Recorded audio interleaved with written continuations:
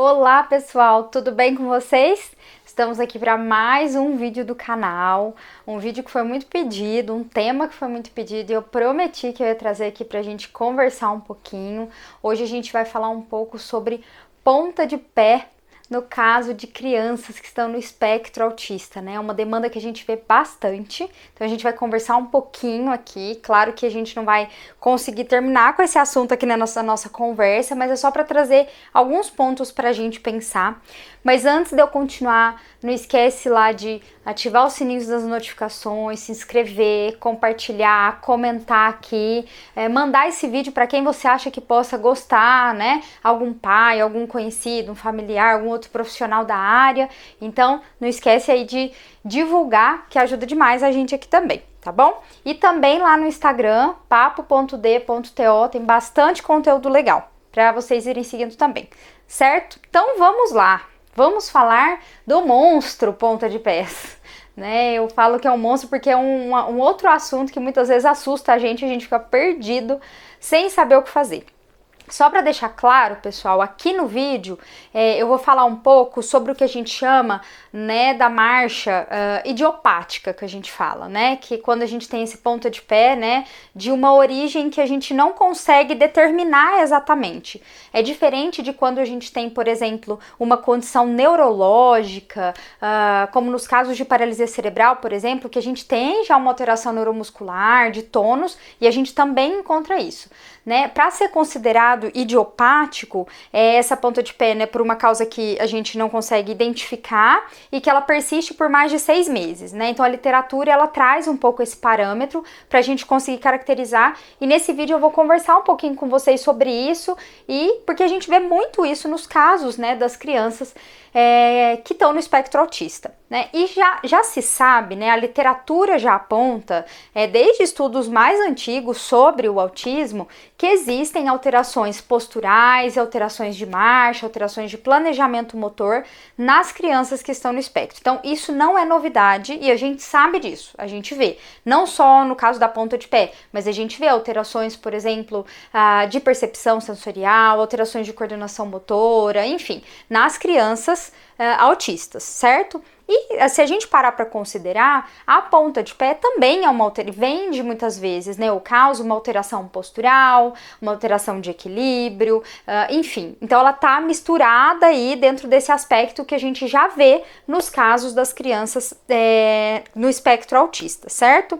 E a literatura, ela traz alguns pontos. Esse é o primeiro deles, a caracterização de ser uma marcha idiopática. Um outro ponto muito importante, assim como vários outros aspectos que a gente avalia, que a gente intervém nos casos de autismo, uma avaliação interdisciplinar, né? Então a gente precisa de um olhar, por exemplo, de um ortopedista, um fisioterapeuta, um terapeuta ocupacional, né? Até uma avaliação de base comportamental, porque muitas vezes a gente vê essa característica, né, da ponta de pé muito associado a questões comportamentais, né? Então, por exemplo, quando a criança quer comunicar alguma coisa, né? E ela muitas vezes é uma criança que não é verbal, então ela se comunica a partir de alguns comportamentos, a ponta de pé pode ser um deles.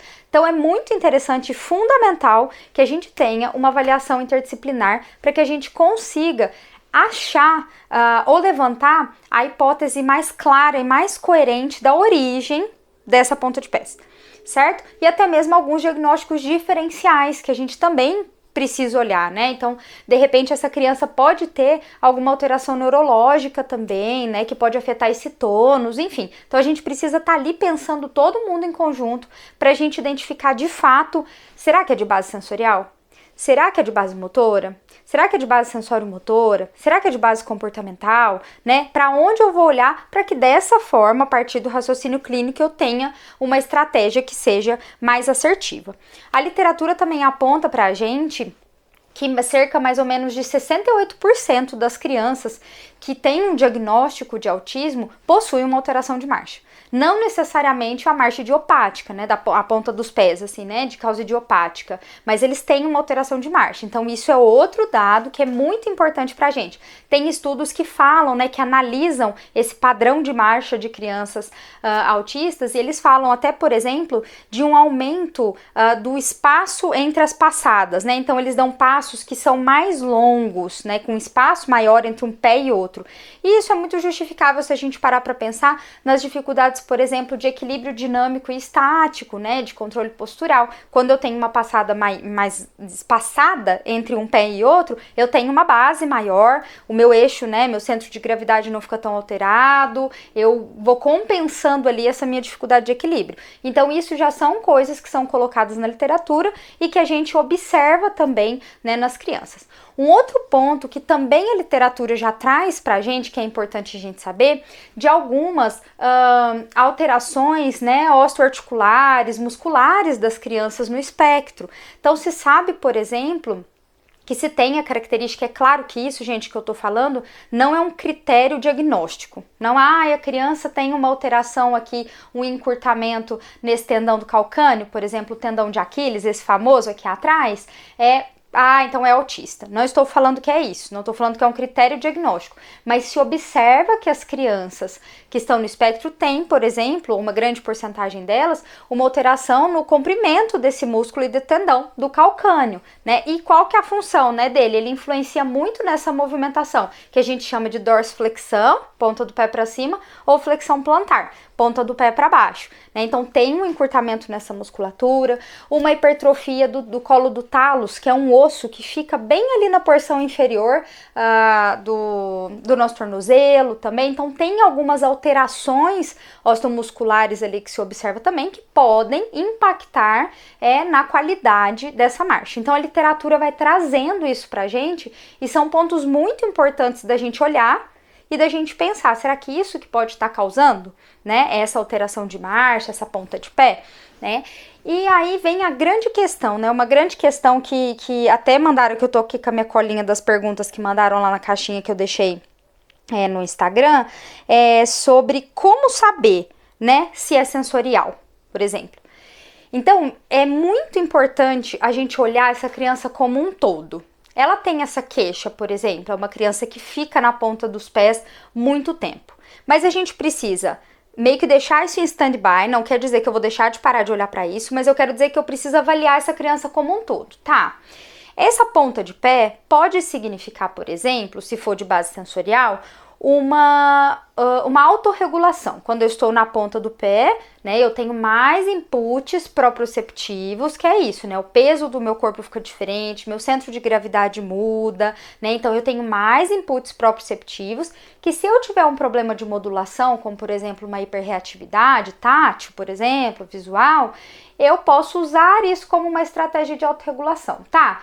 Mas em outros contextos, com outras coisas, essa criança apresenta estratégias de autorregulação em outros momentos, né? Você aplicou algum protocolo padronizado, por exemplo, o SPM, para avaliar se tem algum problema de modulação nessa criança ou não.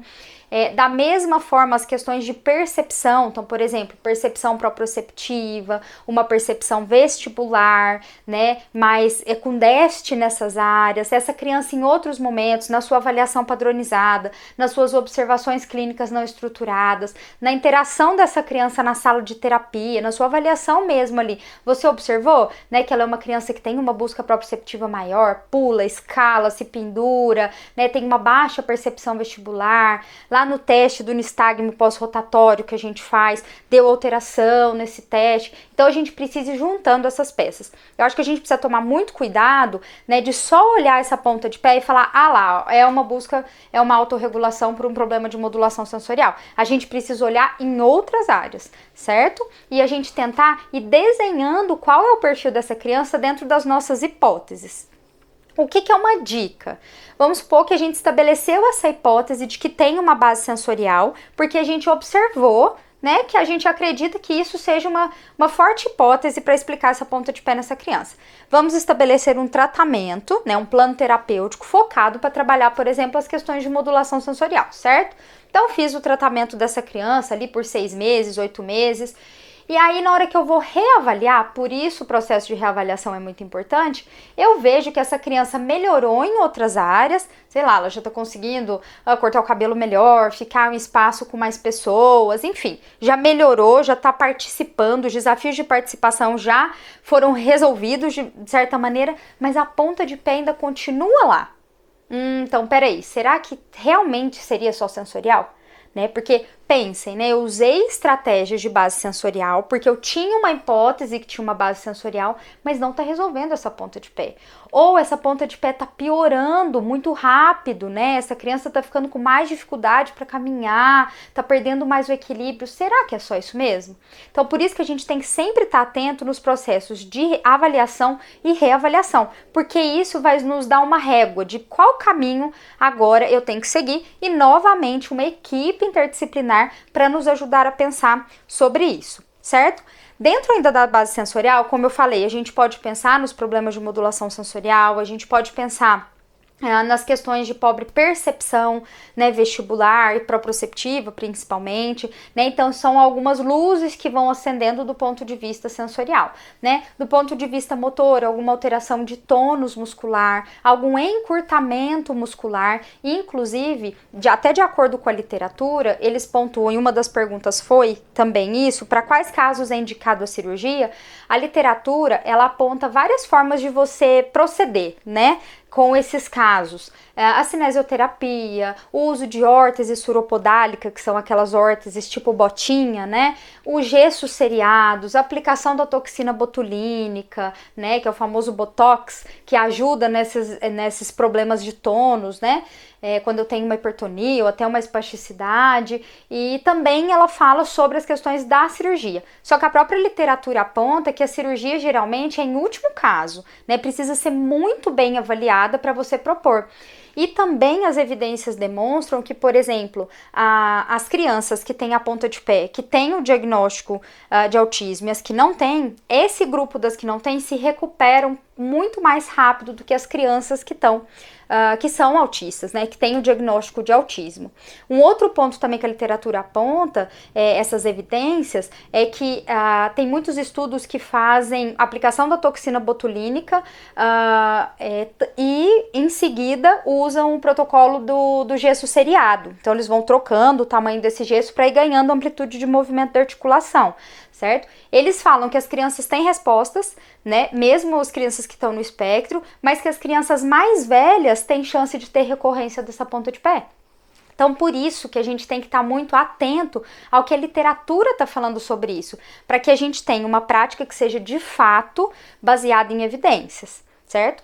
Um outro ponto que eu queria trazer aqui, que tem muito impacto nessa questão da ponta de pé também, é que a literatura também apresenta, né, e a própria base da integração sensorial, se a gente for avaliar as bases neurológicas, né, que dão subsídio, que fornecem esse chão aí para a teoria de integração sensorial, eles falam sobre algumas estruturas cerebrais, né, duas delas, tá, vou falar que são importantes aqui, cerebelo e gânglios da base.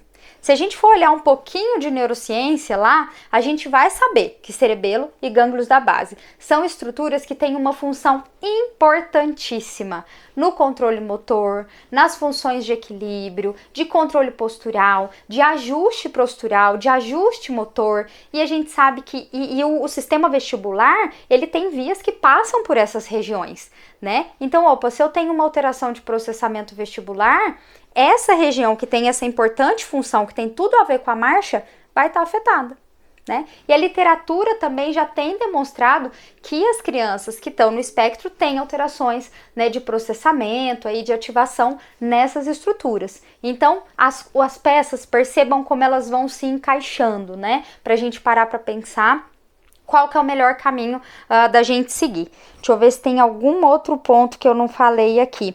Teve uma mãe que me mandou lá na caixinha que eu deixei no Instagram, falando que o filho dela anda na ponta dos pés quando ele tá com vontade de ir ao banheiro.